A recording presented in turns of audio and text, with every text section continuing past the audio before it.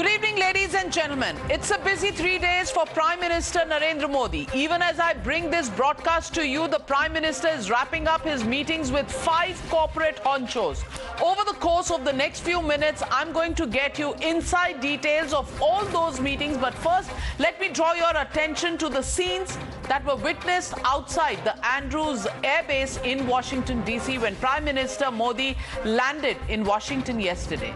As he stepped outside of Air India One, he was greeted by India's envoy to United States, Taranjeet Singh Sandhu, along with senior officials of the Biden administration. But as Prime Minister Modi stepped out onto the tarmac and walked towards his car, hundreds of members of the Indian diaspora were waiting to catch a glimpse of the popular global leader.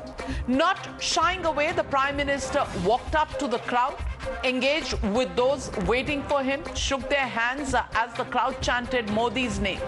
The scenes were not much different outside the Willard Hotel, where the Prime Minister is residing for the next 72 hours. And as Prime Minister Modi soaked in the love of the large Indian diaspora in the United States, it was time to count down to day one and to get down to business. Let me get you started with the first big scoop that we have lined up for you straight from Washington, D.C.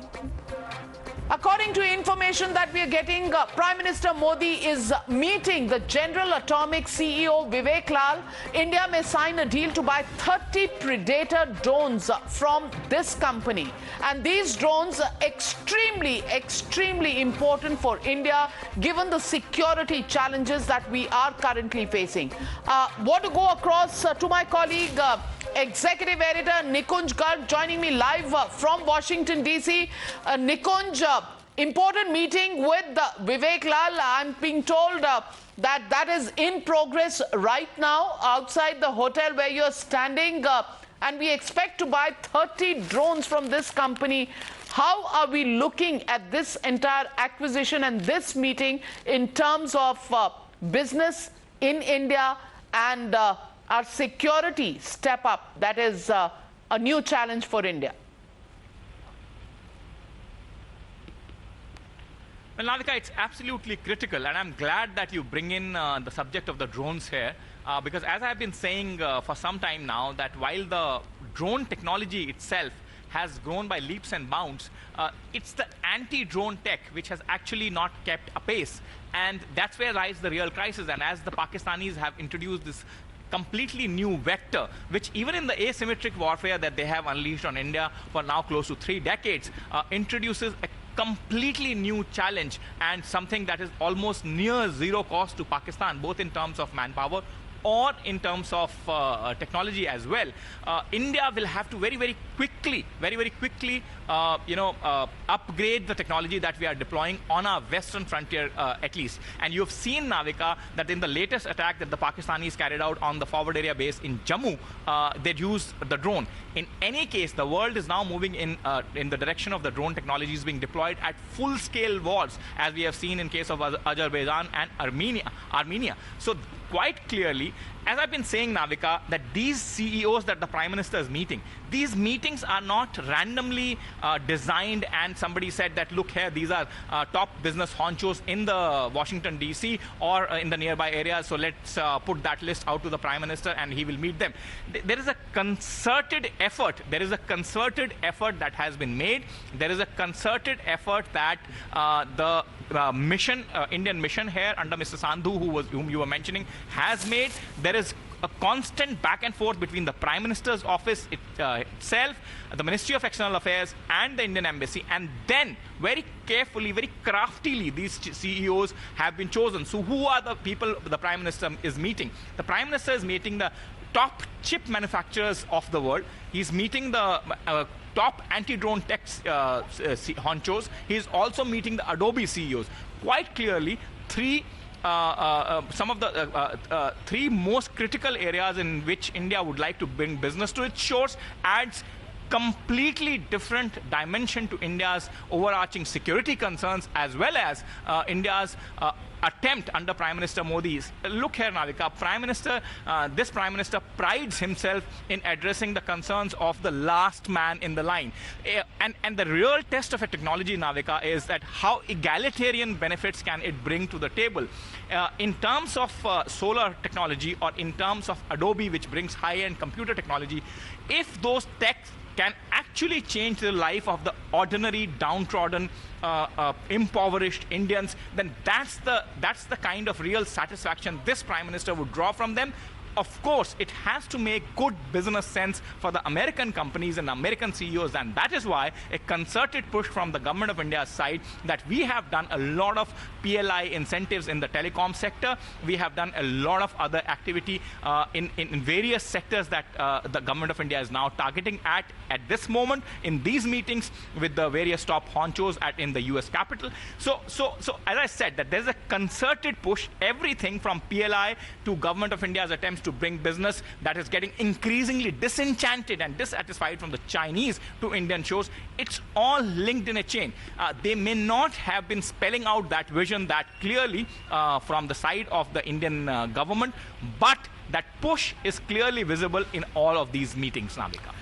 Very well put, Nikunj. As you're giving us that information, I can also see the Capitol building behind you. But we have more breaking news coming in. Times Now is bringing you the inside track from Prime Minister Modi's meeting with top US CEOs who are the market leaders in their fields. Prime Minister Modi has raised Make in India pitch in his meeting with the Qualcomm CEO, Cristiano R. Amon. In fact, Qualcomm CEO has assured in contributing towards Atmanirbhar Bharat, which is the fulcrum on which this entire meeting was really built. In fact, the information that we are getting right now is that Amon has expressed enthusiasm to work with India on an ambitious digital transformation program, including 5G that is being planned in India for a rollout, Wi-Fi access network and interface. He's also asserted India must become the manufacturing hub for semiconductors for the world, and this is something that can be a game changer if we can pull back semiconductor purchase from China, move it to India, with Japan, Australia and United States being partners from raw material to technology to production in India. This will be a huge takeaway. Let's listen in to the Qualcomm CEO before I go across to Nikunj Garg back on this breakthrough meeting that's coming from Washington, D.C. We talk about the 5G and acceleration of 5G. We're talking about incredible opportunity to advance the industry not only domestically in India, but India as an export of technology as we think about the digital transformation enabled by 5G combined with the design in India. We talk about semiconductors, which is kind of an important, I think, topic of conversation. And we talk about the opportunity to continue to build an incredible mobile ecosystem that it is developing in India. Very pleased with the conversations, and we're very, very happy with everything we're doing together with India. I think the approach to drive economic growth and making India a destination for investment has been very successful, and we welcome that. Thank you so much.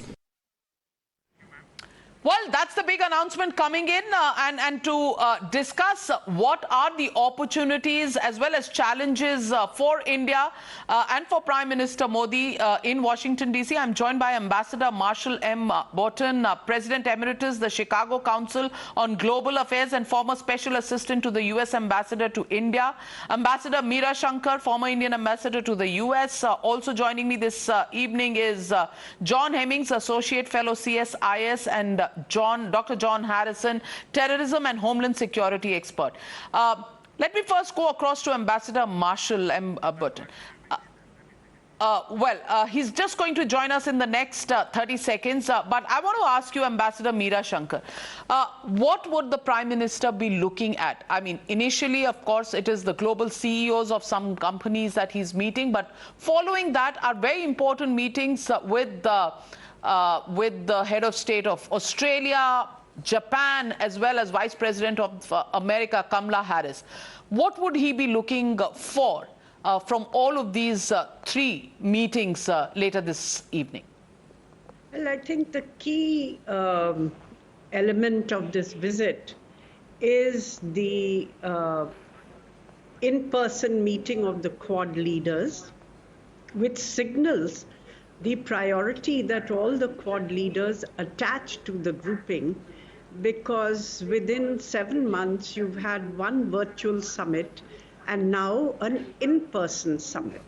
So it's an important signal of the importance that all the 4 countries attach to the Quad as an element for their policies in the Indo-Pacific. The second, I think, important factor is that this is going to be the first meeting between Prime Minister Modi and President Joe Biden and Kamala Harris, the Vice President, since the new administration took over in the US. So it will be an important occasion to review the strategic partnership, which has become global in its reach, and to see where they can take it in future, charting out pathways for the relationship to grow. The Quad itself will discuss, I'm sure, the situation in the Indo-Pacific, security challenges in the Indo-Pacific, and the issues that they had agreed to work together on during their last meeting, including cooperation in vaccine manufacturing and distribution in the Indo-Pacific, the question of critical technologies and how to de-risk supplies and ensure more stable supplies without their being under the domination of any one country. The third element would be maritime security, climate change, and of course, from India's point of view, terrorism, because we have concerns about the situation in Afghanistan after the US withdrawal, and our ability to contribute substantially in the maritime field will also depend on not having vulnerabilities by way of enhanced terrorism coming from our western borders. So how do we ensure that the US continues to be engaged in this region and on counterterrorism after their withdrawal from Afghanistan? That's the most important part. According to me, and I want to take that question to Ambassador Marshall. Ambassador Marshall, I want to ask you, on top of the mind recall is the issue of terror, especially after what we've seen in Afghanistan with the Taliban takeover, Pakistan becoming more belligerent. Even this morning, we've had an attempted terror attack in the Uri region in Jammu and Kashmir in India. And therefore, terror is a very, very important, possibly the most important issue that the Prime Minister will be looking to resolve when he is meeting person to person with President Joe Biden, Kamala Harris, as well as the Quad countries together and individually in his meetings. I want to ask you, what's the sense that you get? Will the United States of America be in a position to give India a leg up in comparison, maybe, with concerns that come up very often in the United States in terms of keeping Pakistan also in a dialogue situation? So I want to ask you, will India be able to get what it wants from the United States as far as Pakistan and Afghanistan are concerned, as far as US support is concerned? Well, I'm sure that Prime Minister Modi and President Biden will be discussing these issues. Will India get all it wants when it comes to Afghanistan and Pakistan? Probably not. Let's face it, the U.S. withdrawal from Afghanistan, while foreseen for years, nevertheless, in the way it came about, has raised great concerns and put India's internal security at somewhat greater risk, both in the short and longer terms. I am confident that the two governments are already talking and will be talking further coming out of the summit between the Prime Minister and the President about how they can work together to minimize those threats to India. I think it is worth noticing that the government of India no official of the government of India has openly, publicly criticized the United States for its withdrawal. The government of India has known for some time that U.S. withdrawal from Afghanistan was inevitable. It just the question was when and how and where. Now we know the answer to that question, and sadly, it wasn't as the kind of withdrawal that many of us, including many in the United States, would like to have seen, and it has put India on the back foot. Nevertheless, I do not see this detracting substantially from the strategic relationship between our two countries. Well said, and all eyes will be on that joint statements when it comes of the meeting between Prime Minister Modi and US President Joe Biden. But I want to ask you, Dr. John Harrison, terrorism is the single biggest factor which is a huge challenge for India at this moment. Of course, the economy, of course, how to handle situations of trade with China, all of these are important issues. Where do you think the Quad countries are going to stand on these issues as far as India is concerned? Because Japan hasn't really been all that hot on taking a position against China. Australia may be ready to tango with India. United States could tip the entire decision-making of the Quad. Where do you think this is going? Thank you, and thank you for having me on the show, Navika. Oh, was it me you were speaking to? Yes. Yes. I think, what was already said was quite to the point. You have maritime security being a major issue. Obviously, the South China Sea springs to mind, and the fact that it's 1/3 of global trade, that China is seeking to kind of maintain a certain control over. That has huge implications for the global trading system. The future of technologies, especially critical technologies like 5G that come out of this Qualcomm meeting, the fact that the PRC views those technologies as both strategic ways to dominate the future of markets, the future of economics, but also the future of what they call a hard-to-detect hegemony. It's very geostrategic, and so in many ways, I think maritime and technology would be the first two areas, and then of course the third one would be economic coercion or statecraft, where we see the PRC particularly using that to punish states, to push them in line in very small, incremental, but persistent ways. And no one has quite figured out how to deal with all these various types of miniature threats, but collectively they can be they can have quite a big impact on a state. So to some extent, while the Quad won't become a formal alliance with a mutual defense obligation for the reasons you've outlined, the hesitancy of Japan, I do think that gradually it's just the nature of it is to continue to evolve to deal with those very core security threats, while simultaneously taking on areas that all four leaders at any given time will favor, climate change being one of them, that are very important to them. So I believe that's the general direction. And of course, it depends on China and whether China will begin to relax its behavior over coming years, or if it will continue to be what many have. Go ahead. That's something that India will be watching closely, but unlikely that's going to happen. But I'm getting in some breaking news. I'd request my guests to hold on for a bit as I go across to Washington DC, where General Atomics CEO Vikram Lal has just come out and lauded India's drone policy and the changes that have been made in recent times. Let's take a listen in to what Vikram Lal has been saying and what the Indian side is saying about this entire exchange with the Prime Minister when I go to Nikunj. But first, let's listen in to Vivek Lal. So it was an outstanding meeting to meet with the Prime Minister individually this morning here in DC, and we spoke about technology and all the confidence in the policy reforms that's coming in India, and the great potential that therefore that India has from an investment perspective. Also, we would like to know that recently various measures have been announced in India.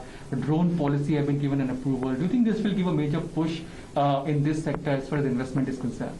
Absolutely. I think these are very laudable policy prescriptions and reforms that the Honorable Prime Minister and his government has taken, and I think that will certainly catalyze a lot of interest and investments in India. As far as Make in India initiative is concerned, what are your plans as far as boosting or increasing capacities in India as far as various other sectors, specifically the drone initiative? So there are a lot of potential areas of collaboration that we are in discussions with. I think writ large U.S. companies and many of my colleagues at U.S. companies see India as a very promising destination from a two-way standpoint, not only technologies and investments in, but coming back to the U.S. So I think it's a win-win. The policies and reforms that have been put in place by both countries, I think, benefit both countries, and that is why this is a sustainable model. During this visit of Prime Minister Modi, we are listening to this word called critical technologies. A lot of focus is there on critical technologies. What are your future plans as far as this area is concerned? If you can elaborate on. Well, let me go across to my colleague Nikunj. Nikunj, extremely important statements coming in there, both from General Atomic CEO Vivek Lal as well as from the Adobe CEO. How are the Indian officials looking at this? Any word from the Indian delegation on what the Prime Minister's reaction is, and is he satisfied with the kind of promises that he's got from these CEOs? Well, I think Indian delegation per se, Navika, there's no official word, but they're excited. They're excited that, as I said, that in a concerted manner, the chain that they were wanting to complete, both back home in India and at the front end in the United States of America, has come to fructify. These top business honchos, Navika, are not meeting any other or every other world leader. Remember, this is a capital where at any given point in time, a head of state or two are always around. So if these individuals are coming, making almost a beeline with some Indian effort to meet the Indian Prime Minister, then quite clearly there is a confluence of interest. These businesses also know that India is not only a potential lucrative business market, but a safe business market where in the last 30-odd years of liberalization, not a single allegation of IPR theft, unlike the Chinese, who are, where there is a plethora of complaints from the American businesses about IPR stealing to human rights abuses. None like that has ever surfaced in India. So quite clearly, this is a very interesting, engaging, potential robust mix of meetings that is happening, and the Prime Minister himself is steering it. As far as him being satisfied, I believe that he's a difficult man to please. He's not a man who will be satisfied very, very easily. He puts in a lot of labor behind all these meetings, which may not be visible to a lot of people, but a lot of background work goes into it. A lot of effort is made. So he would, I think, as the head of the state, head of the 1.3 billion populous state, would only be satisfied, Navika, when these business meetings actually fructify on something tangible on the ground. Nonetheless, as I said, a good beginning has been made. These are not the business heads who would routinely come for these kind of quasi-political, administrative, or business meetings. These are people who are actually sought after by a whole host of important nations, from South Africa to Argentina to Chinese to Russians to India. So these are very important people, and my sense is that India has done a very, very commendable job as far as targeting the right targets, bringing on the right people on the table, and eventually, much of it should translate into businesses. So as I said in the beginning of my interaction with you, the Indian delegation is excited. Prime Minister's mood, we will come to know luckily enough, if he decides to make a departure from his usual practice, interacts with the media corps, either Indian or the Western side. Well, or yeah, tomorrow when the we'll bilateral keep waiting Indian for press that to may happen, get an opportunity Nikunj, to get into and we do hope he does take some time off between his meetings to give us a sense of what he thought about these meetings. Thank you, Nikunj, for joining me. Going across to Dr. John Hemmings, Associate Fellow.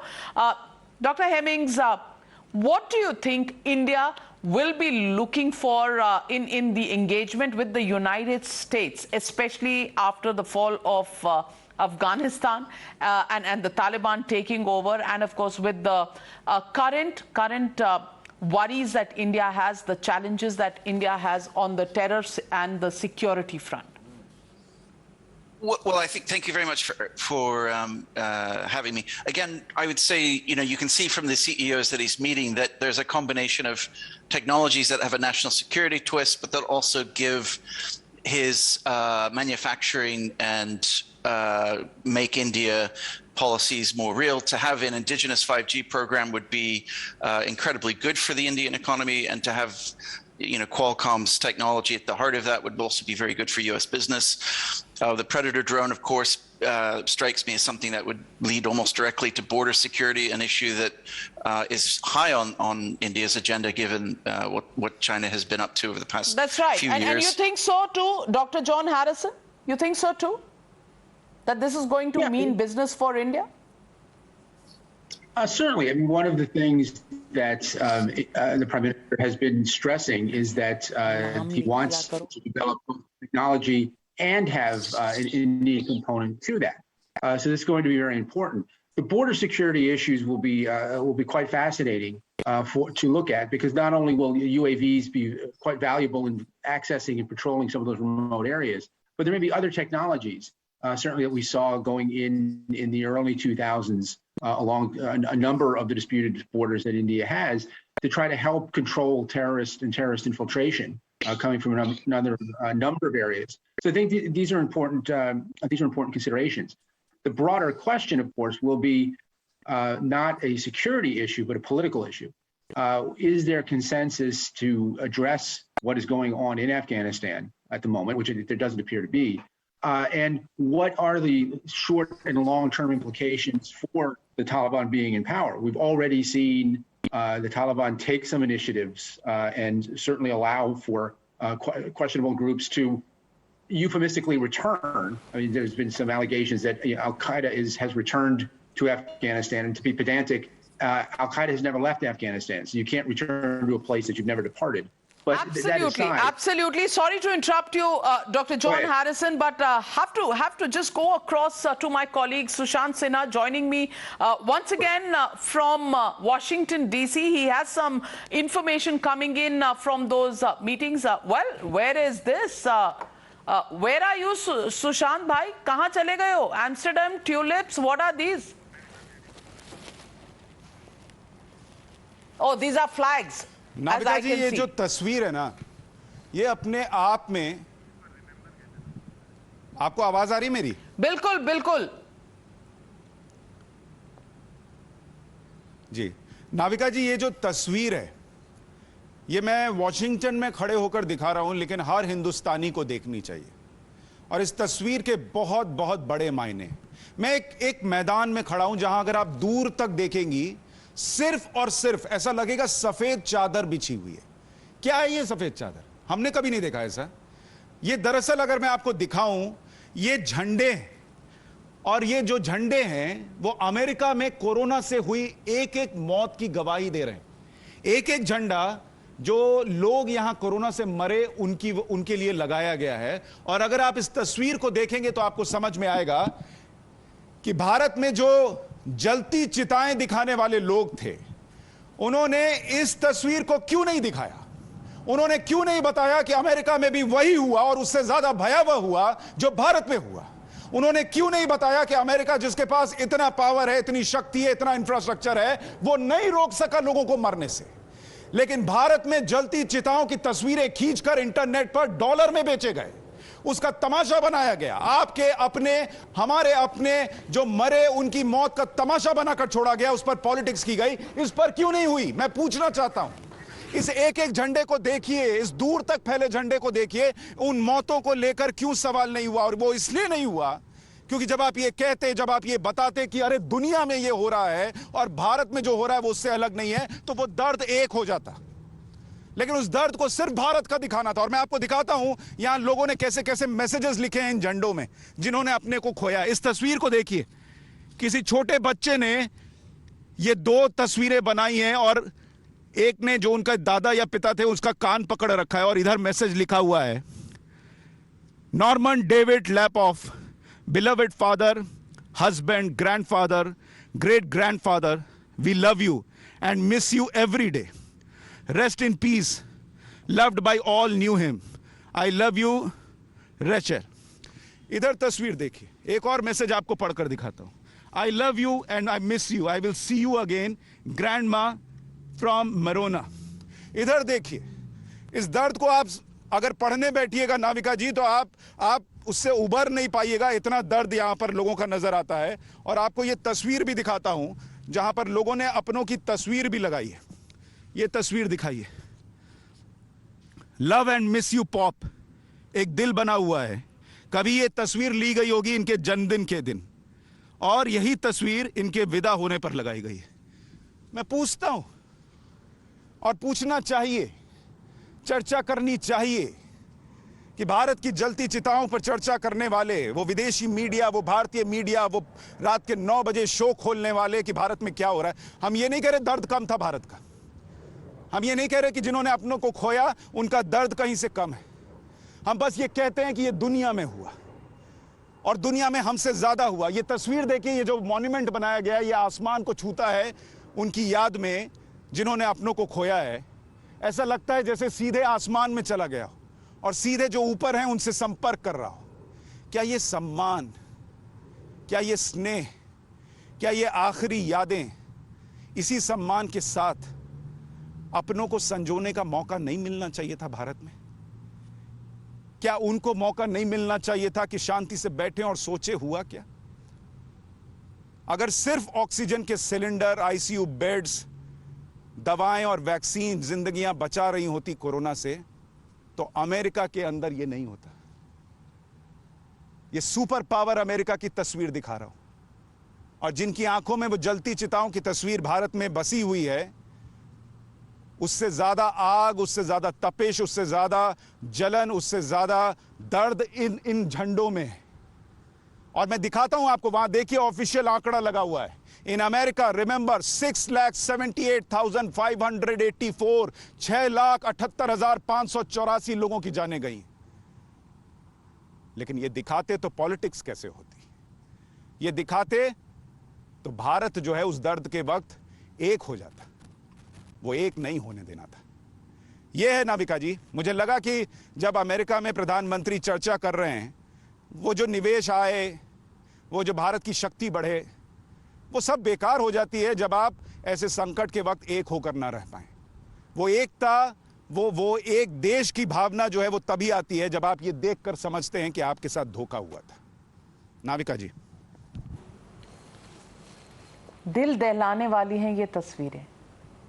सफेद flags, just white flags at the Washington Monument, and a figure of almost 7 lakh people who lost their lives to COVID.